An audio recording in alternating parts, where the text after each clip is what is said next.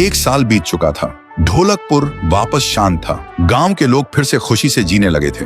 हर पूर्णिमा को लोग एक दिया जलाकर ठुन ठुन ठुन साहुर को याद करते थे। पर एक रात कुछ ऐसा हुआ जो फिर से सब कुछ बदल के रख दिया। लाशें फिर से मिलने लगी। हर 2 दिन बाद किसी न किसी के घर के सामने एक कटी हुई लाश पड़ी होती। गांव फिर से कांप उठा। एक दिन सब लोग महाराज के पास पहुंचते हैं और रो रो कर गांव की घटनाओं के बारे में बताते हैं। रात को महाराज 2 सेनापतियों से कहते हैं, जाओ और खोजो इस कांड के पीछे कौन है। लेकिन सुबह सिर्फ उनकी लाशें लौट कर आईं। एक का सिर था ही नहीं, दूसरे के पैर कट चुके थे।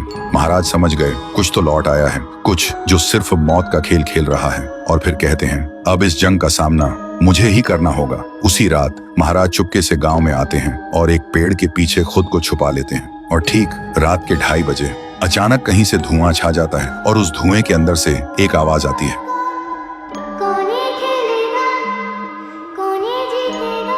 और फिर धुएं के बीच से निकलती है एक गुड़िया, गोल आंखें, एक बेजान सी मुस्कान, लेकिन चेहरा मौत का पैगाम। वो गुड़िया एक घर के गेट तक जाती है और बच्चों जैसा एक गाना गाने लगती है। उसके गाने की आवाज सुनकर एक आदमी बाहर आता है और अगले ही पल वो गुड़िया उसका सिर चबा जाती है। वो आदमी तड़प तड़प के वहीं जमीन पर गिर जाता है। महाराज सब कुछ देखते हैं। उनकी आंखें भर जाती हैं। उन्हें समझ आ जाता है इसके सामने जाना मतलब खुद का अंत लिखना है। अगली सुबह गांव के लोग इकट्ठा होते हैं। महाराज कहते हैं, ये पिछले भूत से भी ज्यादा डरावनी है। इसे सिर्फ वही हरा सकता है जो मौत को पहले ही हरा चुका है। और फिर एक पूर्णिमा की रात सब लोग दिया जलाकर पुकारते हैं, आप वापस आइए, आपके बिना ये गांव जिंदा तो है पर जीने जैसा नहीं। तभी एक आवाज गूंजती है और उसी देह की आग से एक जलता हुआ पेड़ बनने लगता है और उसी पेड़ में से ठुन ठुन ठुन साहुर निकलता है। तभी फिर से वही धुआं छा जाता है और उसके साथ ही एक आवाज।